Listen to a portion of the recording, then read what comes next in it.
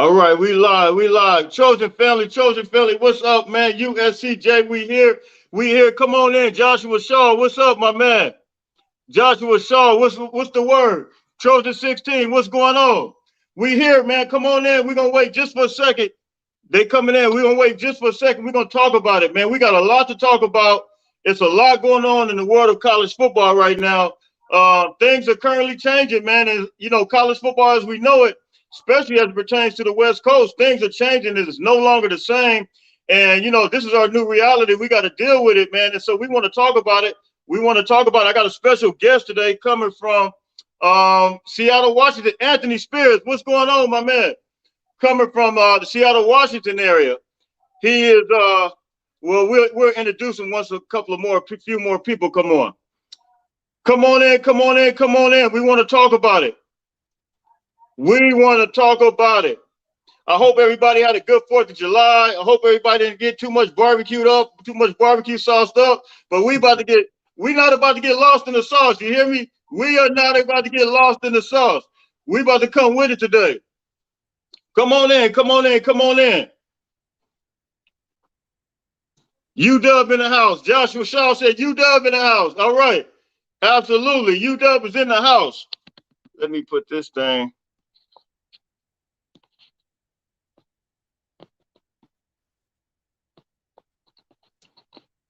Come on in. So listen. Yeah, they coming in. So listen, we got a special guest today. He's a buddy of mine. His name is Terry Holloman, and he's an ex-running back from the University of Washington. And he also works with Fox 13 Talking Huskies. And you can also find him as well with King 5 NBC Noonday. And that's in the Seattle, Washington area. And we're going to talk about it because the University of Washington is in a big market. And we want to talk about, I want to basically try to give you specifics as it relates to how big the University of Washington is, to their brand, the market, the Seattle, Washington area. That is a huge market. So we want, Brian, what's up, my man, all the way from Alabama? What's up? Come on in. And I want to kind of talk about this as it relates to the Big Ten. And I've heard some crazy reports even this morning, but we're going to deal with it. AK, what's up, man? Come on in. And so we want to talk about this. We want to address this. We won't be on too long.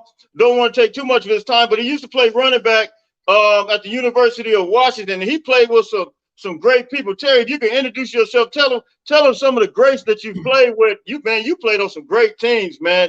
Some great teams and great coaches. Yeah, man. First and foremost, I want to say thank you, man, USCJ, for having me on your show today. Lots of things happening in the Pac-12.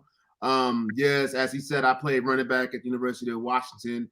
I always tell people, Jay, I played at the best time and the worst time to be a running back at the University of Washington. I say it was the best time because I played with literally the best running backs in the history of the program. And it's the worst time because I played with the best running backs in history of the program. So I spent my first 2 years there with Napoleon Kaufman. Everybody remembers that name as a guy from that Southern Central California area who went on to be a first-round draft pick. Also the same class as a guy by the name of Corey Dillon, who went on to become one of the greatest running backs in the National Football League. Also played with the guy by the name of Rashawn Sheehy, who's from that Southern California area. Everybody knows went on and did great things as well. So we had a great program. We had a great team, and we had some great battles with USC during my tenure at University of Washington. Absolutely. And those who coming in, we got more coming in. This is Terry Holloman. And as he mentioned, he played with Napoleon Kaufman. He's from Longpole, California, the California market, California area. Of course, he mentioned Rashad Shee, who's also from the Los Angeles area. And then the great Corey Dillon, man, that guy, he played with a stack. Now, that's what I call a stacked running back room right there when you're looking at the running backs. But we want to talk about it. You also can find him, those who are coming in. We got a bunch coming in now. Those who are coming in, you can also find him at Fox 13 Talking Husky Football. He does analysis and commentating for the University of Washington. And you can also find him on King 5 NBC New Day. And so we want to talk about this, man. So the news hit last week. And I think we were all kind of cold cocked, man, to be honest with you. I think we were all kind of caught off guard USC, UCLA moving to the Big Ten, and most of us, we're familiar with the Big Ten, but we're only familiar with it from the aspect of, maybe a little bit of out of conference play, but then, of course, the Rose Bowl. Of course, we hold that history. However, this is something that kind of caught us off guard when it said that they would be moving permanently to the Big Ten. What was your immediate reaction to it? Well, I'll tell you, first and foremost, I was mad. When I first heard the news, I was mad. I was like, this is the dumbest thing ever. That was my first reaction, right? My second reaction was, okay, I'm not so much mad. I'm highly disappointed right now. I went from mad to being disappointed. I'm still kind of like in shock about it. Yeah. And for a number of reasons, man. And we can get into it as the show goes on, Jay. But ultimately, I went back and forth with some of the people on the shows that I work on, and I went back and forth with it with some of the people on social media. And I asked this question, Jay. I said, is USC and UCLA, are they the evil villains or are they the evil geniuses? Yeah. Are you the bad guys from saying, man, screw this Pac-12 thing, I don't want to be a part of this anymore? Or are you guys smart by getting ahead of the curve and saying, hey, we know where college football is heading. We see it right on the wall. Let's get up out of here, out of the Pac-12, go see what's popping in the Big Ten for reasons that I think most people can understand. And I think first and foremost, it was a money decision, Jay. No question about it. Ultimately, it was a money decision, man. But there's more things that are involved in it, and we'll get into it, I'm sure, as the show goes on. Yeah, let's talk about it. We got quite a few people coming in now. And for those who coming on, this is Terry Holloman, ex-running back for the University of Washington, and he's currently a analyst for the University of Washington, and he works locally there at the News. But this was a big-time money decision, and the Pac-12, man, they had the former commissioner had opportunities to kind of get this thing right. And he essentially dropped the ball with this thing, man. And as a result, we're now seeing things unfold. This didn't have to be. Now, if you remember a couple of years ago, we could have possibly had Texas and Oklahoma within the Big 12. That issue was brought up. But however, for some reason it dissolved, and the SEC seen the value of trying to go ahead and get those markets. Because when we look at it, all of it's now, you're talking about big markets, and the Big Ten really kind of understands the value of the Los Angeles, the California market. So now this is basically being the first national, you could say the national conference. When you're talking about market-wise, you're talking about Illinois with the Big Ten, Washington, D.C., Los Angeles, New York. They're essentially covering it all. But my thing would be it would benefit them if they go ahead and get the rest of it when you're talking about the Seattle, Washington area, and you go ahead and get some of the Portland, Oregon area. What's your thoughts on that? Yeah, well, ultimately, like I said, if you're talking about a money decision, it makes sense to include definitely Seattle for a number of reasons, man. Yeah. I think you look at the media market in Seattle, we're number 13 in the country as far as the media markets, as far as the size and the people who are tuning in week in and week out, people who are spending money. You look at the attendance, as far as attendance on every Saturday game. University of Washington is always at the very top of the pack. Always. You're talking about a stadium that holds 70,000 plus. It's a state-of-the-art stadium, and it stays packed to the rafters every single weekend. So it definitely makes sense to put a University of Washington in there. And then you take the flip side, you look at Oregon. They probably, arguably, have been the most successful as far as on the field play in the last half a decade or so. Right. The product that they're putting out there on the field has been good. It's undeniably been good, right? They haven't been able to win the big games, and they haven't been able to win the big games. But the influence they have, especially with Nike. They are the Nike flagship school. They get all the Nike money. They got all the uniforms. They got all this flashing glitz and glam, and so it makes sense to put them on there as far as money. Yeah, absolutely. I agree with that. Let me real quick take this real quick. Brian Jenkins, he says the Pac-12 didn't have our back during those sanctions, so we could get less what happened to the conference now. He said, scratch our back, scratch yours. So, I mean, and I get it, man. And you know, like I said, the new Pac-12 commissioner, is not his fault. He kind of came into this situation, man. It was a bad deal. And you know, the former Pac-12 commissioner, he really didn't pick up the slack, man.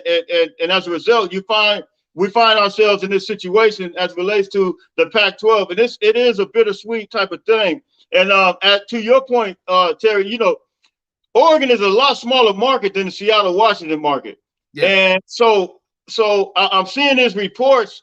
You know, I see Washington included, and I've seen a report to where this morning where I think they were looking at Washington, Stanford, Notre Dame, and I want to say North Carolina, which is in the ACC. So you know, it looks like they're really not concerned about Oregon as much as even though Oregon has a brand, even though they have Nike, even though you know they've been a winning program the past few years, it looks like Oregon is not really on the Big Ten's radar right now. What's your thoughts on that? I mean, it could be. I mean, it's good as far as a money situation, and I think if you're looking for respect, like again, the product that Oregon has, and let me preface this by saying, I hate Oregon. I hate Oregon with passion. Like of all the Pac-12 schools, like that, you know, we have rivalries against. You know, I consider it friendly rivalries, man. I have no love for Oregon. That being said, they put a product out on the field for the last decade or so that is undeniable, man. And I think if you want to have some credibility, you have to take that into consideration, man. You have to take into consideration what these guys are doing on the field, as opposed to what they bring to the table as far as financially or the size of the market or how many people are going to be watching those games on TV. Yeah. There is kind of, you know, I think there's something to be said about, you know, the fact that the West Coast, the Pac-12, we haven't been viewed on a national scale as far as back on the East Coast. There's an East Coast bias, man. And people aren't really familiar with what schools like Oregon have been doing out here until it gets to the playoffs. And you know, they haven't had a real presence in the playoffs. But I think if you get more, you know, exposure, schools like Oregon get more exposure back on the East Coast, they might develop more fans. But as of right now, you're right. It's not a big market.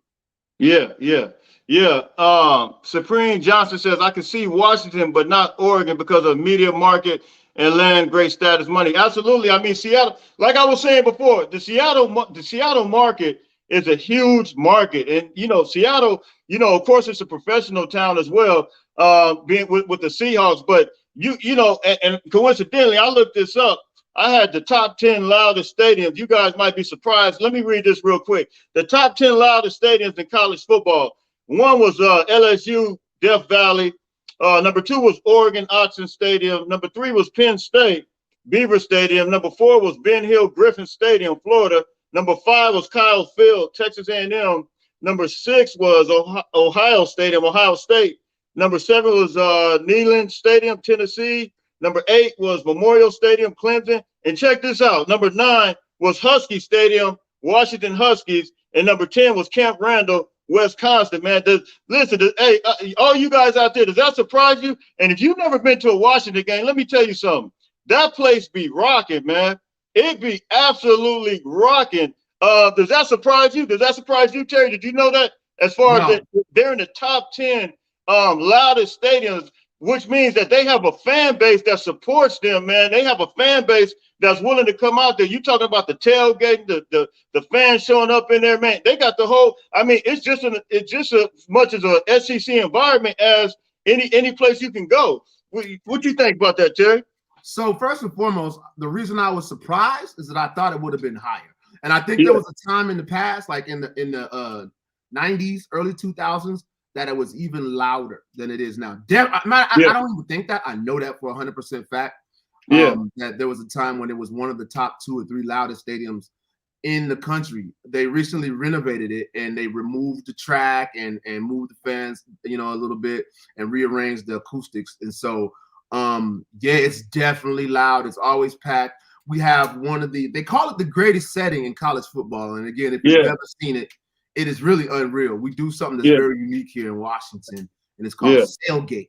So Yeah. everybody knows what tailgating is, but the stadium is backed up onto Lake Washington, which is basically Right. Lake Washington on one side, Puget Sound on the other side, and people bring boats to the game. They bring these big Yeah. giant yachts, and they're out and you can just see it from the stadium. You see all Yeah. these boats out in the Yeah. distance, and people just partying, and it's a loud and crazy environment. So yeah, it is definitely one of the top. I think it's the loudest for sure in the Pac-12.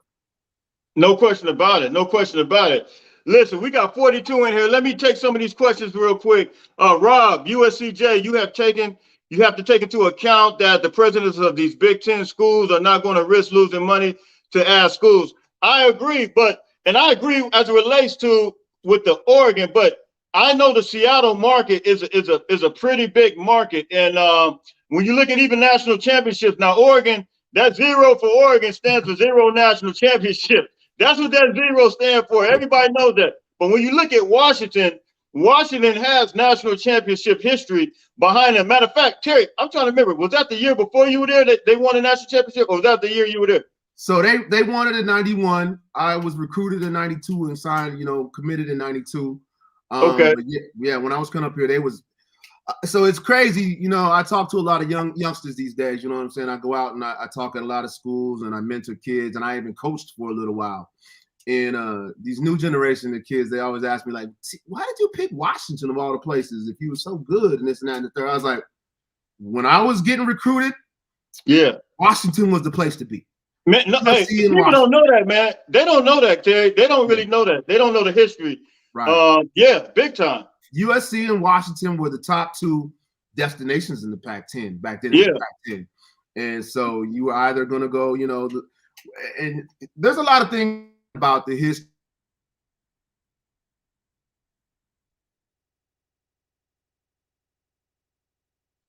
Man, we kind of breaking up just a little bit. We got you back. Yeah, we got you. Okay. Yeah, there's a relationship between Southern California and Washington, and no question. A lot of people from Southern California over the history have come to Washington. A lot of the recruits have come to Washington and done their thing here and been very successful. So, and that's one of the things, Jay, I wanted to talk to you about this big shakeup, man, is what it means is for recruiting, what it means for the student athlete, what it means for the fans now that USC is connected to the Big Ten. It's a lot of history and a lot of tradition that have been shaken up overnight, man. Like overnight. Yeah. You think about kids that might have grown up playing football in Southern California or in the California region, period, and they end up coming to Washington, right? I know for a fact that it was a big deal for players from up here that we were up here to come down to USC or UCLA once a year and play in front of their home fans, like people that grew up watching them, their family, friends, being able to go in the Coliseum, and take on some of their old rivals and old friends, people they recruited with and played with all through high school and junior high and stuff like that, man. So that's a big shakeup. It's a tremendous shakeup. And, I had a lot of friends, guys I went to elementary school, what's his name? I went to elementary. Larry Triplett. I went to school with him growing up, Windsor Hills Elementary in LA. I remember him playing defensive tackle. I remember seeing him playing defensive tackle at the University of Washington. And I tell you, man, the connection has always been there. A lot of people don't realize how much of the connection has been, but most of the schools in Pac-10, and I think I mentioned this last week, people don't realize as a whole, when you're talking about a conference, I don't think there's another conference that has one state really for the most part that represents pretty much, I'm just saying as a whole, represents pretty much a whole conference, whether it's Washington, whether it's Oregon, whether it's USC, whether it's UCLA. You're talking about one state being broken up and making a whole conference up. I mean, it's big time. And so when this thing is getting broken up permanently now we're seeing a whole type of different situation. And it's going to affect a lot of people. And that's why last week, I think I told you guys, I said it's a little bit bittersweet because I had friends that play everywhere, that played all over the Pac-12. And so for this thing to be broken up, it was a bittersweet thing to me. So now we're seeing this, and now I guess we got to try to move forward. So as it relates to this move and this, what are you hearing as it relates to this move? to the Big Ten? Because I seen a new report, and I want to talk about that. I want to deal with the Big Ten first before we talk about the Big 12, because I'm hearing all types of things now. What is your thoughts on possibly moving to the Big Ten? Again, man, like just like you, I think it's bittersweet, man, and I feel, honestly, I feel a kind of way, Jay. Honestly, you know. So my initial thoughts and my personal thoughts, as opposed to my business thoughts and the thoughts of the future, are different, right? My personal thoughts, it kind of hurts, man. You know, you think, again, as an ex-player, I talk about how I used to feel getting a chance to go down and play in the Coliseum once a year, or play in the Rose Bowl once a year. As somebody that's up here in Seattle, Washington, we look forward to that every year because it's tradition on tradition, right? We know the history of USC, and we know the history of Washington, and when those guys get together, it's always something major, right? So to have that, and then usually, remember back in the day, it was always, and again, you know, back in the day, or whatever you want to call it, it was always a question of whether it's going to be Washington or USC facing the Big Ten in the Rose Bowl, right? It was one or the other. Every now and again, UCLA would maybe get in the mix, but that was pretty much it. And now I think that situation is gone, so that disappoints me. On the flip side, I see Washington moving into the Big Ten, and I think that's great for not just college football, but not just great for the University of Washington's pocketbooks, but, you know, on a national scale, more people get to watch the University of Washington that probably never ever watched it. As someone who was playing football down south, you know, I came up here from Texas. That's how we met, right? You came from Cali, I came from Texas. And, you know, we didn't know a lot of Washington football existed. Like, people that were down there had no clue. Now the games will be played, like, if UW gets into the Big Ten, it'll be, you know, on a weekly basis, UW versus Michigan, Ohio, Nebraska. More of the country is going to be tuned into that game. So that's how I feel as far as the future and the business side of this thing.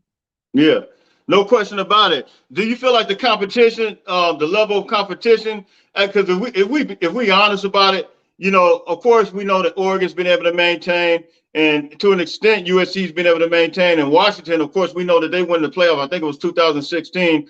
But on the flip side of that, it's been a few schools that kind of fell off a map a little bit. I mean, so do you think the level of competition as it relates to the Big Ten will raise a little bit day in and day out, opposed to where we're at now in the Pac-12?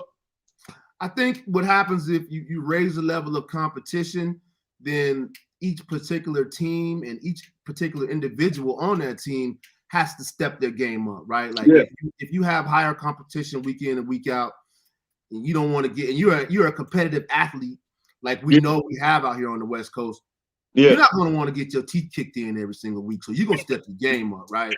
So you're going to, you know, off-season workout step come, we're going to have to work out harder because we know we got Ohio State this season, and we're going to have to face them at least once and maybe again in the playoffs, or Michigan, and these, you know, these guys that really take their football serious. And I think that's another thing that we need to take into consideration as people who participate and love football out here on the West Coast.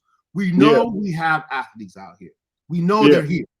I think what we need to do, and I think what has fallen off in the last several years, Jay, is that, and it's good, you could take it good or bad. Some people might, you know, be like, oh, whatever, you know, sports, athletes, whatever. But we need to put a little bit more emphasis on our football. I think it's taking a back seat to some stuff. Like, it's not as important as it was in the past to everybody and to the universities and to the people on upper campus, right? It's kind of taking a little bit of a back seat on the West Coast, where when you move a little bit further east, Midwest, East Coast, football is life. Everything. Like in Ohio, they don't got nothing else but Ohio.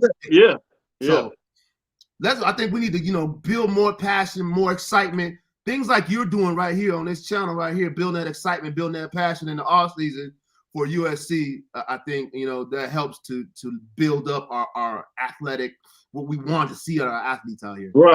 Right, I appreciate that. And once we get over there, I mean, like schools like Wisconsin, man. I mean, they're not gonna throw the ball like these Pac-12 schools, but they're gonna run the ball down your throat. And if we don't have no beef, the big uglies on both sides of the ball, if we're not building that up, and we're just going out there thinking we're gonna finesse somebody, that that's not what's happening. Hey, the game is built. The game is won inside of the trenches. So I Jay, think that Jay, I the think that proof is in now. the pudding, man. You look here, just right on what you're saying. The proof is in the pudding, man. Yeah, You look at who has been winning the national championships ever since we've been in this playoff era, since we've been in the BCS era.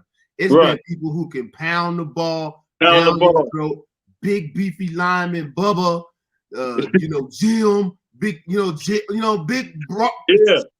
Those are the people who are winning the national championships. It's Alabama, it's Clemson, it's Ohio State is in the mix, and they got big, bad, brawl. You got a full beard. You might have 2 or 3 kids. You know what I'm saying? You eating cornbread and red beans on the front line, and big strong running backs that are coming through, taking you with them. So no doubt about it.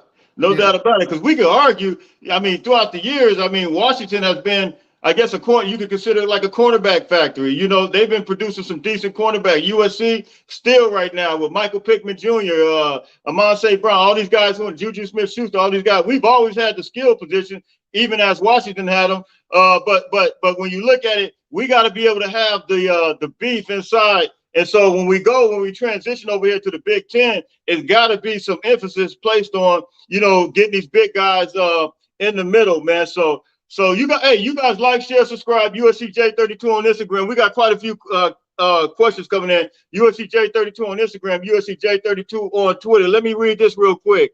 Johnson, Washington, Stanford, and Colorado made the 5 from the Pac-12 to the Big Ten.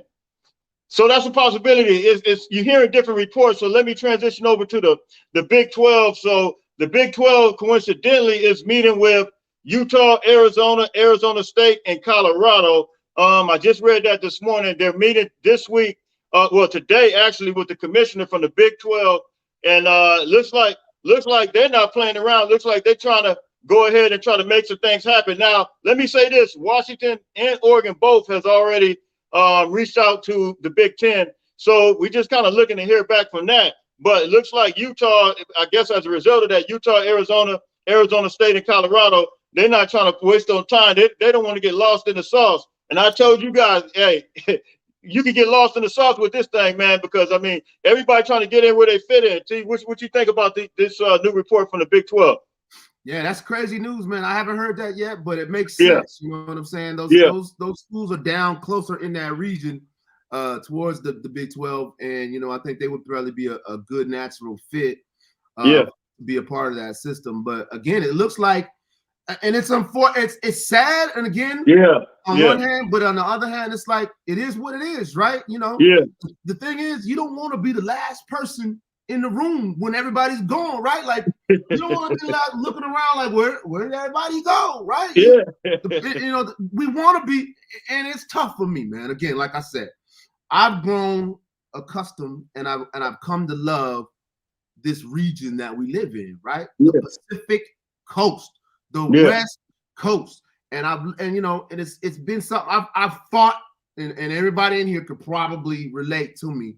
I have fought people irrationally about the Pac-12. You know what I'm saying? Right. Like, I've had friends that are from the SEC, from down south in Texas and Florida and areas like that, and they always be like, "Man, y'all weak over there." And I'm all, for years I've been like, "Man, are you crazy? The Pac-12 is this and that and the third because I'm representing West Coast, blah blah." And I'm like, in the back of my mind, I'm like, "Yeah, we've been getting our head kicked in," but. It's gonna be a sad day, Jay, when it's not regional. You know what I'm saying? When it's not like, because for instance, like when it's playoff time and Washington is not involved, or if it's USC versus Notre Dame, I'm always cheering for USC because they West Coast. Yeah, right? Man, that what you did, you just hit on something, and you're right, man. Whenever USC is not involved, I don't care, and I'm not afraid to admit this. I'm always going to root. It doesn't matter who it is, whether it's Oregon, whether it's Washington. If Oregon's in the playoff, even though I don't like Oregon, I'm gonna root for them, man. Hey, I'm speaking to your point. Right. Right. But now what do Absolutely, we do, man. Jay? Now what do we do that we're now just the Man, sole squad in the Midwest? it's crazy, man. It's crazy. So and you know, some of my SC fans might not like this, but I'm like, man, look, we need to bring some of these schools with us, man, because you know, you kind of feel like you know, we're going out there by ourselves, man, in the land of unknown right now, you know, and you just kind of feel that. Let's see what Brian Jenkins. You think it's hard? I live in Alabama, represent SC. He said, I live in Alabama, represent SC. Absolutely, man. So you're talking about the SEC, and you're talking about your friends, because I got a lot of friends. I went to college in the South, so I got a lot of friends from the SEC, man, and their perception of the West Coast is just, man, you know, hey, sometimes, man, we almost ready to go to blows with this thing, man, because it's just very disrespectful, man. They're very disrespectful. And let's talk about the 1994 Miami team that you were on. I want to talk about some of these people you played with too, because I watched a little bit of that clip last night. Miami against where were you guys ranked when you guys went down there and played? So it's weird. It was a weird situation. I can't remember what we were ranked or even if we were ranked. So it was a situation a lot of people might not remember unless you were, you know, a true Washington Husky fan. We were on probation. We got hit with 2 years of probation, so we couldn't be ranked. We couldn't play in a postseason bowl game, and so we were ranked. It was like only in one poll. I think it was either the coaches poll or whatever. But we were both highly ranked, Miami versus Washington. And so it goes back to 91 when we had the shared national championship, where you know we won the coaches poll, they won the CNN poll, and so it was always a question like who was the true best team in the country, and we finally played. So it was. I watched that game, man. Tell us who on both sides. If you can remember everybody. I watched Lawyer Malloy, man, come through that. Man, I think they were on about the 10-yard line. I watched him come through that line, and man, who were some of the players you played with? Yeah, so again, it was like a who's who of NFL superstars and other kind of superstars, and I'll tell you here in a second. So of course we had Lawyer Malloy, as you mentioned, 15-year veteran, Super Bowl champion. You know, one of the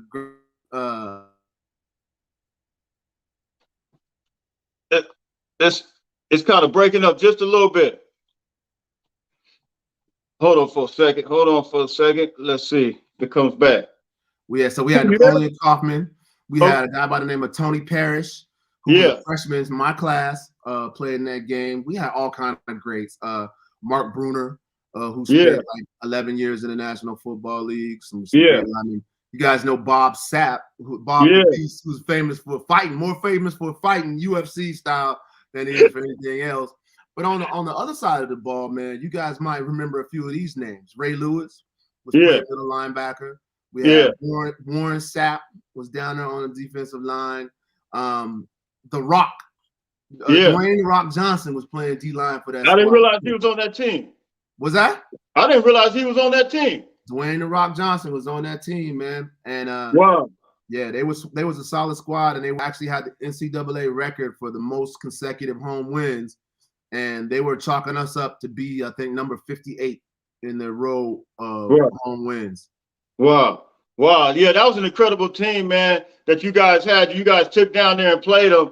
And, man, I watched that game, and I mean, Washington just took it. Was Jim Lambright was the coach, right? Yeah, he was. Yeah. You guys took James got retired in protest because we got put on probation for 2 years from some stuff that, you know, had nothing to do with us. But we went down there with Coach Jim Lambright and got a W, man. It was one of the greatest on-field experiences I've ever had in my life, man. I'll tell you what, just give you guys like a little history of it. Like it was a little, to be honest, going down there was intimidating to play in that stadium with those fans and, you know, to know who was out there. So we're coming down there from Washington, Jay, and, you know, we're prim and proper. The coach is making us wear our suit and tie, and we had to shave and all this stuff, right? So we going down there on Thursday before the game. We walking on the field. They coming off the field from practicing. We got our, you know, suited up. We're from Washington. And these jokers come out there. They got gold chains on at practice, rings on, dreads, hats to the side, and they big, and man, we like, oh man, we in for it. We gonna win for a battle, but we gonna fight though. We gonna see what happens. Man, yeah, that's big time, man. We got 62 in here, man. You guys keep sharing this thing. Come on and share this thing. Yeah, man, that was big time. You played against Ray Lewis, Warren Sapp, all those guys, man. Those were some big names, man. So flipping back, let me get to this question from Oscar real quick. He says the SEC gets too much credit because Alabama's winning championships. The conference is very, very top. Hey, Oscar, you know as well as I know, the SEC, in my opinion, is overrated for the simple fact, when I told you last week, when you look at the beginning of the season, you look at what LSU, how they lost against UCLA, even Penn State, beat up on Alabama last year. Pittsburgh beat up on Tennessee last year. But the conference as a whole is just top heavy, Georgia and Alabama. And I think they separate themselves from everybody else. Everybody else is just average. Mississippi State, Vanderbilt, all those schools are just average schools. And so, Oscar, you're absolutely right, man. T, you had anything you want to say about that? And I want to talk about this SEC. Yeah, I agree. I think when you look at, and it's the thing about anything that you do, right? As far as college football, or even when you look at some of these high schools, these private high schools and whatnot, if you are winning year in and year out, you are going to get the best recruits. You're going to get the best athletes that are going to, because they want to win. They want to play with the best. They want to win. And so it's a case of, the guys at the top keep on winning. They keep on perpetuating the situation of winning. So schools like Alabama, again, they're going to load up every single year and have 4 and 5 star recruits, 2 and 3 deep every single time. But like you said, you start going down the list, the rest of those schools are not doing that. I think if you lined up any one of those other schools up with any of these Pac-12 schools, they're not going to be any good. Like you put Mississippi State out here, you put Vanderbilt out here, and then on top of that, you look at the schedules that these guys write up every single my year. God. Alabama starts off the season in Middle Eastern Western Amway State College. You know what I'm saying? But they played 2 or 3 games like that, man. That's the crazy. They played 2 or 3 games. The Citadel. I've seen it. I've seen it firsthand. And but they say, oh, we need this schedule like this because we beat up on each other. Man, come listen. Okay, that's a great excuse, but the Pac-12 doesn't really. Occasionally you'll find a few like that sprinkled in there, but for the most part, they have to play each other. Let's see, Chancellor. But Alabama gets so many 4 and 5 stars. Yeah, absolutely. That's what you just said, Terry. They get a lot of 4 and 5 stars every year. But let's move on real quick. And just this morning, here's another article. This is coming from KSLSports.com, and it's talking about Washington and Oregon possibly going to the SEC. Now, here's the issue.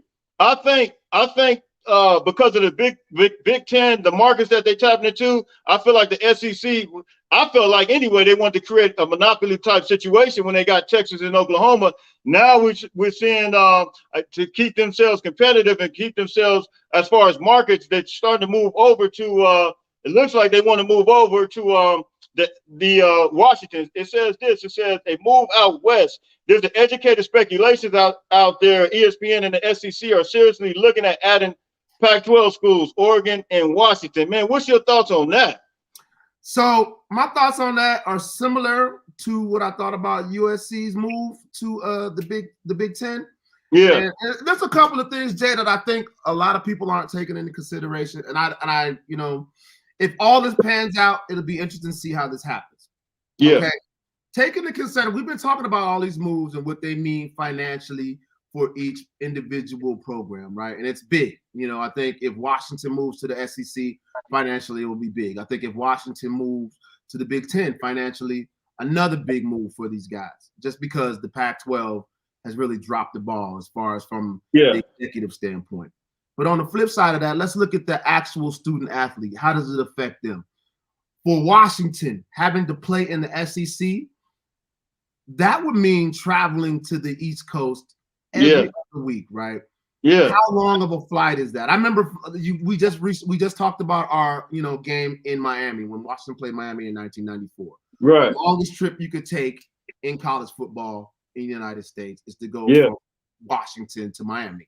So now, what if we go on to Washington to Alabama, or to Washington to Louisiana, or Washington to Mississippi? We're talking about 5.5 hour flights every single week, right? How does that pan out for you as a student athlete? How does that pan out for your fan base? When we go to play Alabama every week, is anybody coming to those games that are Washington fans? Yeah. You go to play USC, there's going to be a section over there for Washington, right? Right. And vice versa. When USC comes to Washington, you guys are going to have a whole section over there. There's going to be a band. There's going to be fans. That's not going to be prevalent if Washington moves to SEC or if USC goes to Big Ten. Not immediately. Sure. Man, that's a great point. And that was one of the things I kind of talked about last week. This is the reason why, I want to see at least Washington, Oregon, and possibly Stanford come on over, because I think it's going to reduce travel as it relates to that. Because I don't think a lot of people, you've flown all over with these games, a lot of people don't realize that the jet lag that occurs, different things that can occur, the time zones. I mean, all this stuff can play a major impact. And so in my opinion, and if they would bring these schools over and then create a pod like a Big Ten West, to where, and then you have a Big Ten Midwest and a Big Ten East, you could kind of create it that way. And then we could kind of see some movement, some rotation, and it would reduce some of the travel time of these schools, man. Let me Sergeant Pickles 13, UW legend T Holler. People don't know they call you T Holler. UW Sergeant Pickens. Hey, he said, "Go Dogs." And so, man, this thing is going to reduce some of the travel. And so, man, we're going to go ahead and try to wrap this thing up. We're almost about going on 45 minutes in. Look, I appreciate you taking some time out. I always do this. I did it with John Walker, 2-time national championship. I always mention 5 names. I got 5 names, and I want you to answer these questions. Well, not answer. Your first thoughts when I put out these 5 names before we lock it up and close it up. And if you guys got any questions, you can come on and bring them in now. And once I ask him these 5 names and he gave me his response, first thing that comes to his mind, you guys can bring in these questions. Let's see, Chancellor, can Oregon and Washington compete in the SEC? I don't think they can compete. No, I think they can compete. That's the misconception that I think. That's the misconception that I think a lot of people have. Oregon and Washington I think they can compete.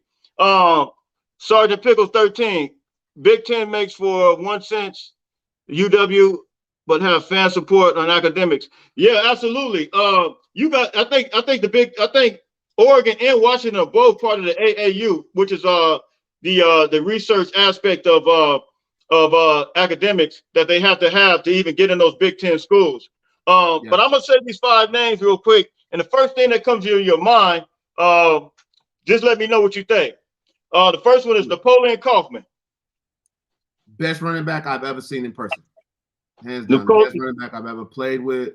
And people always ask me this question, Jay, and it's like, me, I played running back literally for my entire life, man. Like, and I thought I didn't think there was anybody better. I always thought I was the best, right? If you're not playing to be the best, you're the best. You're fooling yourself, right? Yeah. He's the best running back I've ever been around. Right. Napoleon Kaufman, he's the best. He's one of the best running backs I ever seen myself. Period. He's top 5 college running backs of all time. Him and Lawrence Phillips, Reggie Bush. Yeah. Those are tops. Corey Dillon. A beast, just a beast of a human, man. This was a dude. So I'll give you again a quick story.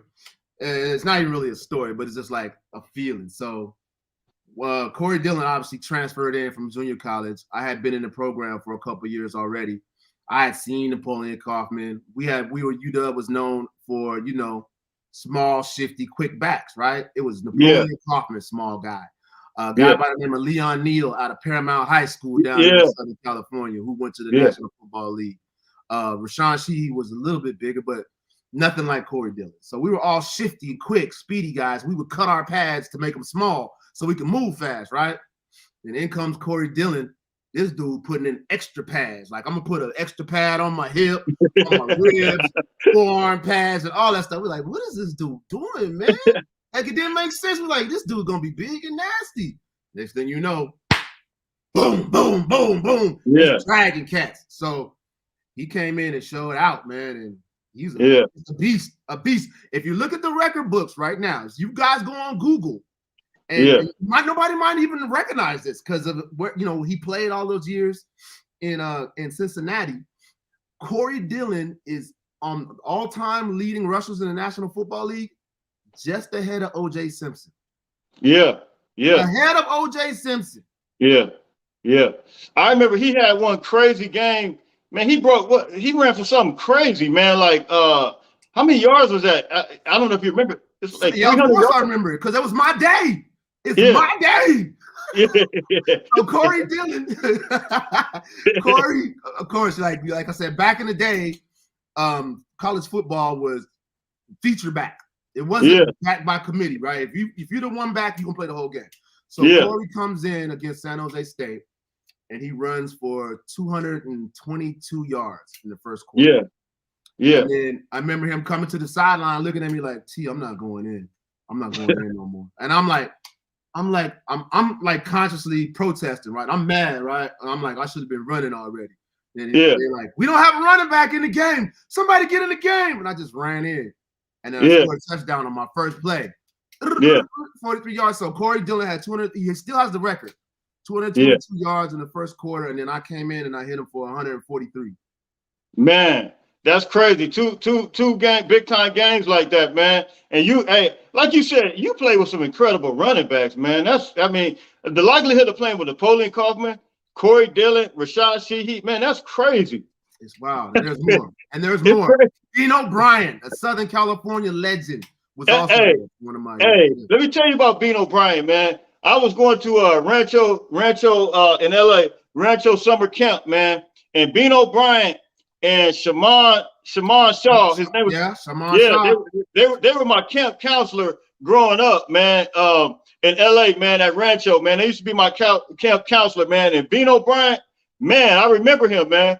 Remember him strong, man. So I forgot about Beano, man. Beano, my freshman year coming in, was like one of the top all-purpose backs in the country. This dude could return punts, kickoffs, and then you put him in the backfield. He was the running back that was on the team when they won the national championship. He was the starting running back. So, right. Dorsey High School legend. Beano Bryant was, and again, you said Shaman Shaw, and brother too, I think, that went to Oregon. But they had some ballers. Yeah, ballers, straight ballers, man. Running backs to me were just different back then too, man. They just was built different, man. They running style, they were some cold-blooded runners, man. Yeah. Sheldon Christie from Baton Rouge. What's up? Baton Rouge, Louisiana. Oh, so let me finish naming these names. We kind of got lost in the sauce for a minute. Lawyer Malloy. Oh man. Killer. Guys.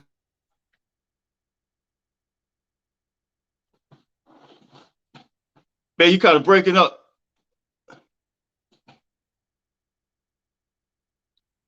T, you there? Yeah, I'm here. Yeah. Okay. On the field, at the safety position, he's a killer. If you have a chance to go to Google, you look up the defensive backs that played in the NFL with the most tackles. Yeah. Number one. There's nobody that has more tackles in the history of the National Football League. Lawyer's a Hall of Famer. That's your close friend, and that's your buddy that you played with at the University of Washington. I know. Come on, man. When you used to live up here, you used to come up here and hang out with us. Yeah, I've been around you and Lawyer Malloy quite a bit, man. And so, I know that you close with him, and man, he's a Hall of Famer, man. Yeah, he's a Hall of Famer. Without a doubt. A Hall of Famer. He used to knock people's heads off, man, in college and in the NFL. 15 years in the NFL is unheard of, man, and he did that. So, yeah. My next one, Bob Sapp. Bob, that's the real beast. Bob the Beast Sapp, man. So, most people think of him and see his physique and be like, God dang, this dude is 350 plus pounds with a six-pack, right? Like a full-on six-pack, eight-pack, slim. I've never seen nobody like that, man. Physically, I remember going into a locker room after one of your games at University of Washington. I remember that's when I was being recruited, but I remember seeing him and how he looked. I said, man, I've never seen a guy that big that has a six-pack, man. That big with a six-pack. just a physical specimen. He's into the martial arts and whatnot. He was a guy that, you know, if he grabs you on the field, it's just over. You're not getting off that block. He's got you. It's a wrap. He's strong. He's strong as an ox. But what most people don't know, Bob is funny as hell. Like, he's a big jokester. He's a big. He and I were the jokers on the team, so we would pull pranks on each other, jokes. I remember one time he was doing an interview on TV. I slapped him in the face with a pie, man. So he's a big joker. Yeah, man, good. That's good. This is the last one. This is the last one, and this is a special one because this is Joe Holloman. Oh man, let me say this real quick before you say something. I want to give a special shout out if he happens to see this. This is his father, Joe Holloman. I call him Papa Joe. He's going into the Canadian Football Pro Hall of Fame, the Canadian Football Hall of Fame. And so, man, shout out to Papa Joe for going into the Hall of Fame. Go ahead, the floor is yours. Yeah, man, Papa Joe, man, he was really, you know, I was very fortunate to have a dad like I have, you know what I'm saying? He was a dad to all of us, right? Like all of us that came up in our little circle. Wherever I live, he was the dad for everybody. But the guy, you know, everybody knew him as Papa Joe, but very few people down here got a chance to see him play or knew what he did before he got here. Played 10 years in the Canadian Football League on a team in Edmonton that won 5 championships in a row. There, you know, Warren Moon did his thing. My dad was there before Warren, and you know, he was an all-star up there. And he used to put it down. To put it like this, the guy hasn't played football up there since, you know, the mid 80s, and he still has records on the team and in the league. So shout out to Papa Joe, man, for, you know, and then he had 3 sons that all went Division I scholarship. So, you know, absolutely, enough to be said about that. Absolutely, man. So, man, Terry, man, I appreciate you. We almost an hour in. I appreciate you even stopping by, taking out the time. And listen, I want you guys, if you ever in the Seattle, Washington area, it's Terry Holloman. He used to play running back for the University of Washington. He now currently works for Fox 13, talking Husky football, as well as King 5, NBC New Day. There's a show on there. You can find him there. And I've seen some little stuff on social media, man. Terry be doing some crazy stuff on these shows, man. So listen, if you ever in that area, make sure you tap in with Terry Holloman, man. Hey, look, I appreciate you coming by, man. I appreciate you stopping by. I'm just trying to see if there's a few questions in Kevin. Also, Baker. let me just add this before we go, John. Oh yeah. You know, you can catch me on social media if you want to see some of that crazy stuff. Yeah, all your social media. Hey, go ahead and say all your social media real quick. All of it. Everything is Terry Holloman. Where are we at? Okay. Right there. Everything is Terry Holloman. Instagram, Terry Holloman. Twitter, Terry Holloman. All that. So check me out. I got the links to all the shows I do on there, and some of the crazy stuff I'm doing on social as well is on there. Lots of fun, man. Chime in, add me. I'll follow you back. What about the barbershop, Terry? Yeah, so I do a show called The Barbershop. Yeah. You guys might remember the name Marcus Trufant, Seahawk legend, Pac-10 legend from Washington State. First round draft pick by the Seattle Seahawks and played 10 years in the league. So we do a show called The Barbershop where we talk sports, we talk lifestyle, we talk everything. It's fun, humor, sports, a little bit of everything. Right. So you guys remember Marcus Trufant, him and Terry, they together all the time, man. They do a good show, man. So once you hook up with him on any type of social media platform, he is Terry Holloman. You can find him there. You can tap in with him, man. Show your support. He, of course, we know that he's a Washington Husky. So listen, we about to be out of here, man. So Spigot 13. Hopefully we can move this rivalry. Absolutely. Hopefully we can move this rivalry to the Big Ten, man. We don't want to lose them, man. So listen, like, share, subscribe. T, hold on for just a second. You can stay on for just a second. And hey, look, USCJ32 on Instagram, USCJ32 on Twitter. Continue to show support as a Pac-12 whole, as a whole. Listen, we're gonna continue to throw up this West Side. Hey, look, fight on, fight on, fight on.